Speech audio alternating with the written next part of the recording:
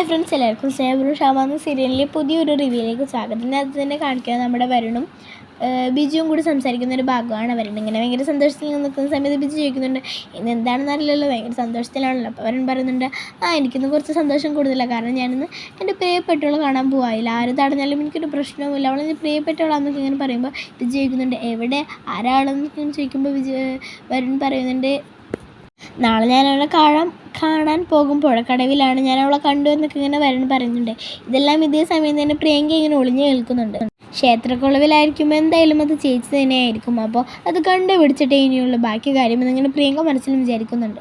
അങ്ങനെ പിറ്റേ ദിവസമേ വരുൺ ഇങ്ങനെ പോകാൻ റെഡി ആയിട്ട് ഇങ്ങനെ മുടിയൊക്കെ ഇങ്ങനെ റെഡിയായി നിൽക്കുകയാണ്. ഇതേസമയം പ്രിയങ്ക ഇങ്ങനെ നോക്കുന്നുണ്ട്, ഇന്ന് ഞാനത് പൊളിച്ചിരിക്കുമെന്നെങ്കിൽ മനസ്സിലും പറയുന്നുണ്ട്. അങ്ങനെ വരുൺ പോകുന്നതിൻ്റെ പിന്നാലെ തന്നെ പ്രിയങ്കയും വരുണിനെ ഇങ്ങനെ ഫോളോ ചെയ്ത് പോകുന്നുണ്ട്.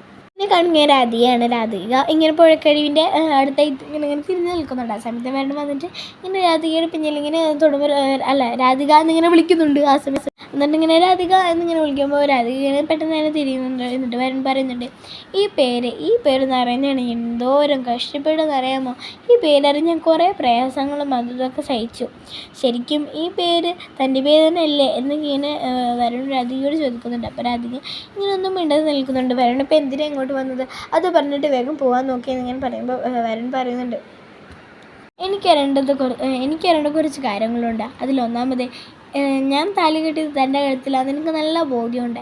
എന്തായാലും ഈ ഒരു കല്യാണത്തിൻ്റെ ചതിയിൽ ആരൊക്കെ കൂട്ടുനിന്നു, തൻ്റെ അമ്മ, തൻ്റെ മുത്തശ്ശി പ്രിയങ്ക, ഇവരല്ലേ കൂട്ടുന്നത്, ഇവരിൽ ആരൊക്കെയാണ് ഇതിൽ കൂട്ടുന്നത് എന്നിങ്ങനെ ചോദിക്കുമ്പോൾ രാധിക പറയുന്നുണ്ട്, വരുൺ അതൊക്കെ കഴിഞ്ഞു പോയ കാര്യങ്ങൾ, അതൊക്കെ ഇനി ചർച്ച ചെയ്തിട്ടൊന്നും ആർക്കും ഒന്നും കിട്ടാൻ പോകുന്നില്ല.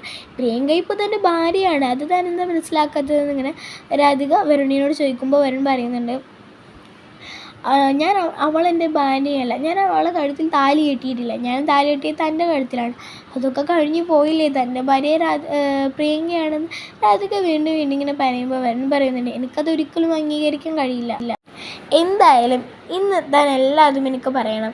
എന്തുകൊണ്ടാണ് എന്തിലാണ് അങ്ങനെ ഒരു ചതി നടന്നത്, താനും അതിലുണ്ടോ, എങ്ങനെയാണ് തുടങ്ങിയത്, എന്തിനാണ് ഞാനിതിനെ കൂട്ടുന്നത്, എല്ലാം എനിക്കറിയണം. എൻ്റെ ചോദ്യങ്ങൾക്കെല്ലാത്തിനും താൻ ഉത്തരം തരുകയും വേണം എന്നിങ്ങനെ വരുൺ രാധികയോട് പറയുന്നുണ്ട്. അപ്പോൾ രാധിക ഇങ്ങനെ മറുപടി പറയാനായി പോകുന്ന സമയത്താണ് പ്രിയങ്കയെ കാണുന്നത്. എന്നിട്ട് രാധിക ഇങ്ങനെ സ്റ്റക്കായി നിൽക്കുമ്പോൾ വരുൺ ഇങ്ങനെ തിരിഞ്ഞു നോക്കുന്നുണ്ട്. അപ്പോൾ വരുണും പ്രിയങ്കയെ കാണുന്നുണ്ട്. എന്നിട്ട് രാധിക പറയുന്നുണ്ട്, ഇപ്പോൾ പ്രിയങ്കയുണ്ട്, ഇപ്പോൾ പ്ലീസ് ഒന്ന് അങ്ങോട്ട് വരണോ, അങ്ങോട്ടെങ്കിലും ഒന്ന് മാറി നിൽക്കുക, പ്രിയങ്ക നമ്മൾ രണ്ടുപേരും ഇവിടെ വെച്ച് കണ്ട ഭയങ്കര ഇവിടെ വെച്ച് കണ്ട പ്രശ്നമാവും എന്നിങ്ങനെ രാധിക പറയുന്നുണ്ട്. അപ്പോൾ വരുൺ പറയുന്നുണ്ട്, ശരി ഞാനിപ്പോൾ മാറാം, പക്ഷേ പ്രിയങ്ക പോയി കഴിഞ്ഞാൽ നമുക്ക് സംസാരിക്കണം എന്ന് പറയുമ്പോൾ രാധിക പറയുന്നുണ്ട്, ശരി നമുക്ക് സംസാരിക്കാം, ഇപ്പോൾ വരുൺ എവിടേക്കെങ്കിലും പോയി ഒന്ന് വിളിച്ച് നിൽക്കുക പ്ലീസ് എന്നിങ്ങനെ പറയുമ്പോൾ വരുൺ ഇങ്ങനെ മറ്റേ മരത്തിൻ്റെ ഒരു സൈഡിലായിട്ട് ഇങ്ങനെ വിളിച്ചേക്കുന്നുണ്ട്. അതേസമയം രാധിക ഇങ്ങനെ പുഴയിൽ ഇങ്ങനെ മുങ്ങി താന്നിരിക്കുന്നുണ്ട്, കാണാണ്ടിരിക്കാൻ വേണ്ടിയിട്ട് ഇങ്ങനെ പുഴയിൽ മുങ്ങി താന്നിരിക്കുന്നുണ്ട്. അങ്ങനെ പ്രിയങ്ക വന്നിട്ട് പുഴയുടെ അവിടേക്കിറങ്ങി അവിടെ ഇവിടെ മറ്റേ കുറച്ച് എല്ലാ മൂലയിലും ഇങ്ങനെ രണ്ടുപേരും നോക്കുന്നുണ്ട്. പക്ഷെ അവിടെ ഇവിടെ ഒന്നും കാണണ്ടായപ്പോൾ പ്രിയങ്ക കുറേ നേരം അവിടെ നിന്ന് നോക്കി. പിന്നെ കുറേ നേരം കാണണ്ടായപ്പോൾ പ്രിയങ്ക അവിടെ നിന്ന് ഇങ്ങനെ അരികെ പോകുന്നു, മീൻസ് ഇങ്ങനെ സ്റ്റെപ്പ് ഇതായി കയറിയിട്ട് ഇങ്ങനെ പോകുന്നുണ്ട്. അപ്പോൾ എന്താ പറയുക, വരുണിങ്ങനെ നോക്കുന്നുണ്ട് പോയോ, അപ്പോൾ പോയില്ലെന്ന് ഇങ്ങനെ നോക്കുമ്പോൾ പ്രിയങ്ക പോയി. അങ്ങനെ വരുമ്പോൾ സമയത്താണ് രാധിക ഇങ്ങനെ പെട്ടെന്ന് പൊങ്ങി, കുറേ നേരം താഴ്ന്നൊന്നും ശ്വാസം കിട്ടാത്തതുകൊണ്ട് പെട്ടെന്ന് പൊങ്ങി. അപ്പോൾ എന്താ പറയുക, രാധികക്ക് ശ്വാസം കിട്ടാത്തതുകൊണ്ട് രാധിക പൊങ്ങിയെങ്കിലും രാധിക വീണ്ടും താഴ്ന്നു പോയി. മീൻസ് രാധികക്ക് ശ്വാസം കിട്ടുന്നില്ല, നീന്താനും പറ്റുന്നില്ല, ആകെ ഒരു തലയിറങ്ങിയ രാധിക ഇങ്ങനെ എഴുന്നേറ്റ് പെട്ടെന്ന് തന്നെ പുഴയ്ക്ക് തന്നെ വീണ്ടും വീണു. എന്നിട്ട് ഇങ്ങനെ രാധികക്ക് ആകെ തലയിറങ്ങുന്ന പോലൊക്കെ ഇങ്ങനെ ഇതാവുന്നുണ്ട്. ആ സമയത്ത് ഇതെല്ലാം കണ്ട് വരുൺ നേരെ അയ്യോ എന്ത് പറ്റിയെന്ന് വിളിച്ചിട്ട് രാധിക എന്ന് വിളിച്ചിട്ട് വരുണും പുഴയെ ചാടിയിട്ട് രാധികയെ രക്ഷിക്കാൻ നോക്കുന്നുണ്ട്. അങ്ങനെ വരുൺ അവിടുന്ന് രാധികയെ എടുത്ത് രക്ഷിച്ചുകൊണ്ട് കരയിലേക്ക് വരുന്നുണ്ട്. ഇങ്ങനെ വരുണിങ്ങനെ വരുണിങ്ങനെ രാധികയുടെ മുഖത്ത് ഇങ്ങനെ തട്ടിട്ട് വിളിക്കുന്നുണ്ട്. അപ്പോൾ രാധിക ഒരു റിയാക്ഷനാണ് ഇങ്ങനെ ബോധം കൊണ്ട് എടുക്കുന്നുണ്ട്. അങ്ങനെ എടുക്കുന്നുണ്ട്. പിന്നെ കാണിക്കുന്നത് രാത്രിയായിട്ട് യശോദയാണ് കാണിക്കുന്നത്. അപ്പോൾ യശോദ ഇങ്ങനെ എൻ്റെ മോളോട് പോയി ഇത്ര നേരമായിട്ട് എൻ്റെ മോള് വന്നില്ലല്ലോ, ഞാൻ എല്ലായിടത്തും തപ്പിയല്ലോ, എൻ്റെ മോളെ എവിടെ പോയിച്ചില്ലെന്ന് പറഞ്ഞിങ്ങനെ നടക്കുന്നുണ്ട്. നടക്കല്ല, തപ്പണുണ്ട്. അപ്പോൾ എന്താ പറയുക, ഇങ്ങനെ തപ്പി ലാസ്റ്റ് പുഴക്കടവിൽ എത്തുന്നുമുണ്ട്. യശോദ മറ്റേ വരുണിനെയും രാധികയും വരുണിനെ രാധികയും കാണാനിടയായി. അങ്ങനെ രണ്ടുപേരും യശോദ ഇങ്ങനെ ഞെട്ടി നിൽക്കുന്നുണ്ട്. അപ്പോഴാണ് ഇങ്ങനെ എന്താ പറയുക, വരുണിനെ നെഞ്ചിൽ ഇങ്ങനെ മാറോട് ചേർത്ത് ഇങ്ങനെ രാധിക കിടക്കുന്നതാണ് യശോദ ഇങ്ങനെ കണ്ട് യശോദ ആകെ ഇങ്ങനെ നിൽക്കുന്നുണ്ട്. എന്നിട്ട് വരുൺ പറയുന്നുണ്ട്, തനിക്ക് ഏറ്റവും ഇഷ്ടപ്പെട്ട നാടിലാണ് ഞാൻ കൊണ്ടുവന്നിട്ടുള്ളത്. ഇനിയും എനിക്ക് കാത്തിരിക്കാൻ പറ്റില്ല. ഇത്രയും നേരം ഇടുന്നാൻ എഴുന്നേറ്റില്ലെങ്കിൽ നമുക്ക് നേരെ ഹോസ്പിറ്റലിലേക്ക് പോകും രാധിക എന്ന് വരുൺ ഇങ്ങനെ രാധികയോട് പറയുന്നുണ്ട്. ഇങ്ങനെ വരുൺ ഇങ്ങനെ പറയുന്ന സമയത്തേന് രാധിക ഇങ്ങനെ കണ്ണ് തുറക്കുന്നുണ്ട്.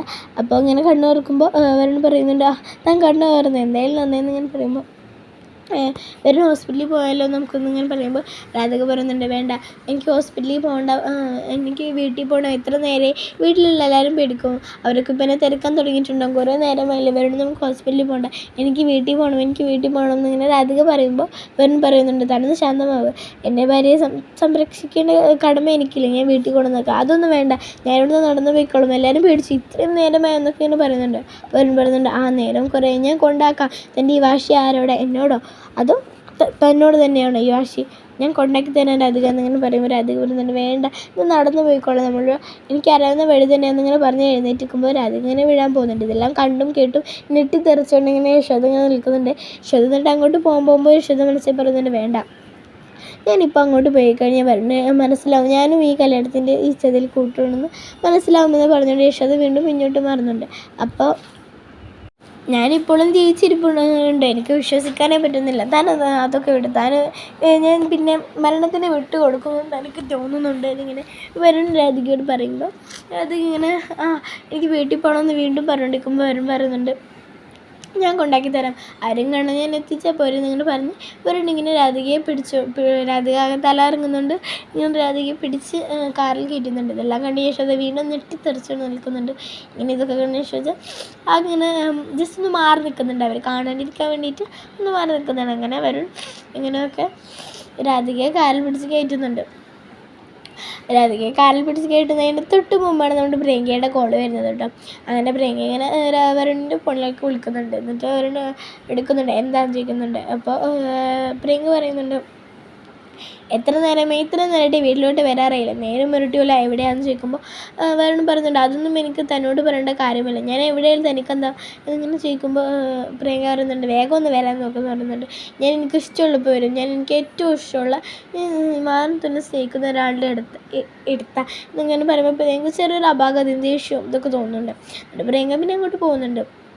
പിന്നെ അങ്ങനെ ഇതെല്ലാം വരുൺ അങ്ങനെ രാധികയെ വീട്ടിൽ കൊണ്ടുവന്നാക്കുന്നുണ്ട്. അതേ സമയമാണ് നമ്മുടെ മുത്തശ്ശി ഇങ്ങനെ വാതിലെന്തോ അടയ്ക്കാനോ തുറക്കാനോ എന്തെങ്കിലും അങ്ങനെ പോകുമ്പോൾ രാധിക പറയുന്നുണ്ട്, ഞാൻ ഉച്ചക്ക് പോയിക്കോളാം, വേണ്ട, കുറച്ച് ദൂരമില്ല, ഞാൻ അവിടെ വരെ എത്തിച്ചേരാം, ചിലപ്പോൾ അതിൻ്റെ ഇടയിൽ താൻ വീഴ് എന്തെങ്കിലും ചെയ്തിട്ട് താൻ ഇപ്പോഴും തന്നെ മൈൻഡൊന്നും ശരിയായിട്ടില്ല, ഇപ്പോഴും ആ വെള്ളത്തിൻ്റെ ഒരു ഇതൊക്കെ ഉണ്ടെന്നിങ്ങനെ വരുൺ പറയുന്നുണ്ട്. അപ്പോൾ രാധിക വേണം എന്നിങ്ങനെ പറഞ്ഞ് ഞാൻ തന്നെ ഭർത്താവ് പറഞ്ഞ് താൻ കേൾക്കണം എന്നിങ്ങനെ പറഞ്ഞുകൊണ്ട് വരുൺ ഇങ്ങനെ വീണ്ടും രാധിക ഇങ്ങനെ പിടിച്ച് ഇങ്ങനെ പതുക്കെ ഇങ്ങനെ അങ്ങോട്ട് കയറ്റുന്നുണ്ട്. അതേസമയം മുത്തശ്ശി ഇത് കാണുന്നുണ്ട്. ഇരുട്ടിലായതിനാൽ മുത്തശ്ശിക്ക് അത്ര നന്നായിട്ട് കാണാൻ കഴിയുന്നില്ല കേട്ടോ. അത്ര നന്നായിട്ട് കാണാൻ കഴിയുന്നുണ്ട്. ആരാന്നിങ്ങനെ ചോദിക്കുന്നുണ്ട്. അപ്പോൾ ഇതൊക്കെ വരടാ, എന്നാൽ ശരി, ഞാൻ പോട്ടെ എന്ന് പറഞ്ഞുകൊണ്ട് പോകുന്നുണ്ട്. അപ്പോൾ മുത്തശ്ശി ചോദിക്കുന്നുണ്ട്, ആരാന്നിങ്ങനെ ചോദിക്കുന്നുണ്ട്. അപ്പോൾ രാധിക അങ്ങനെ ഒന്നും മിണ്ടാത്ത രീതിയിൽ ഇങ്ങനെ നിൽക്കുന്നുണ്ട്. അപ്പം എന്താ പറയുക, മുത്തശ്ശി ആരായിരുന്നുണ്ട് ഇതിൻ്റെ കൂടെ, സത്യം പറഞ്ഞോ, ആരായിരുന്നടി അത്, നീ ഇത്രയും നേരം എവിടെയായിരുന്നു ഇത്ര നേരം, ആരാടിയതെന്നൊക്കെ ഇങ്ങനെ ചോദിക്കുന്നുണ്ട്. അപ്പോൾ അതിങ്ങനെ ഒന്നും പറയാണെങ്കിൽ നിൽക്കുന്ന ഈ ഒരു ഭാഗത്തിലാണ് ഇന്നത്തെ സ്നേഹപൂർവ്വം ഷാമൻസിൻ്റെ പുതിയൊരു റിവ്യൂയുടെ സ്റ്റാർട്ടിങ്. ഇഷ്ടപ്പെട്ടാൽ ലൈക്ക്, സബ്സ്ക്രൈബ്, ബൈ.